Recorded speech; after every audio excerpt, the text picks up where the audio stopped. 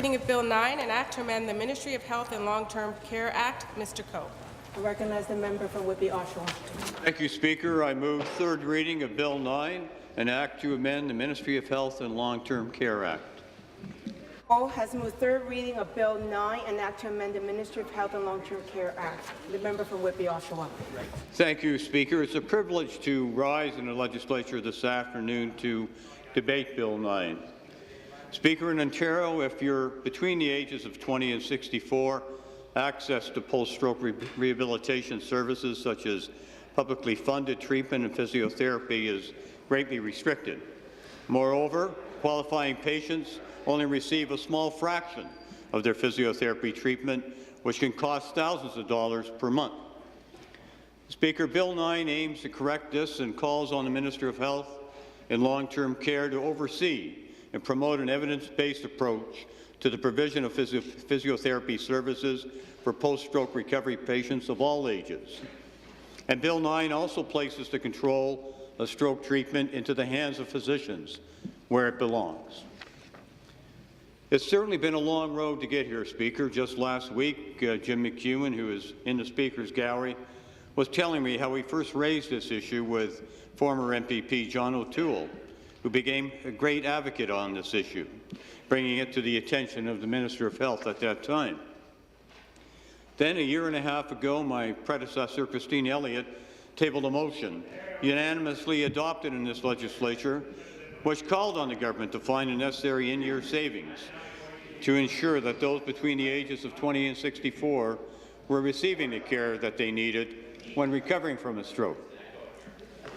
Speaker, the action of these former parliamentarians, as well as the advocacy of Jim McEwen and others that have joined us here this afternoon, and those across Ontario, is what led to the development of Bill 9. The need to enshrine in the Minister of Health's responsibilities the duty to take care of patients who are recovering from a stroke. And this afternoon, it's my hope that for all the post-stroke survivors, members of this legislature will make Bill 9 a reality.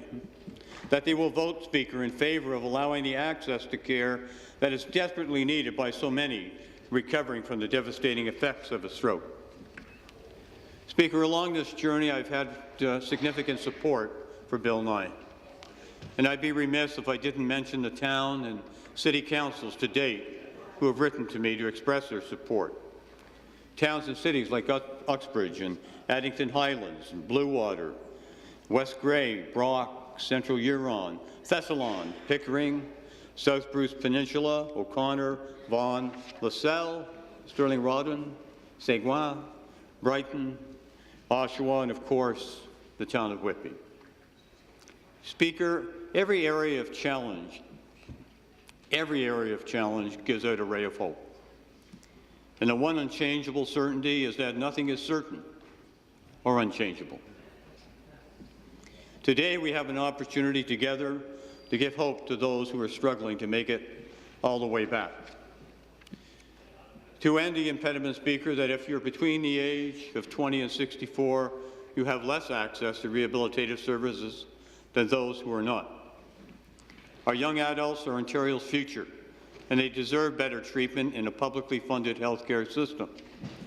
Speaker, efforts are not enough without purpose and direction. And it has been a collective effort on both sides of the legislature that brings us this afternoon to the third reading of Bill 9, and finally, the adoption of the bill. Speaker, the late President John F. Kennedy once said, "One person can make a difference, and everyone should try."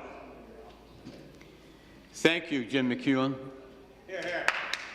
for being that difference. Speaker, for being that difference in the lives of post-stroke recovery patients, lifting up the hopes of so many in the province. And my hope, Speaker, this afternoon is that my colleagues on both sides of the legislature will stand up once again for what's right in our province. Thank you, Speaker. Thank you.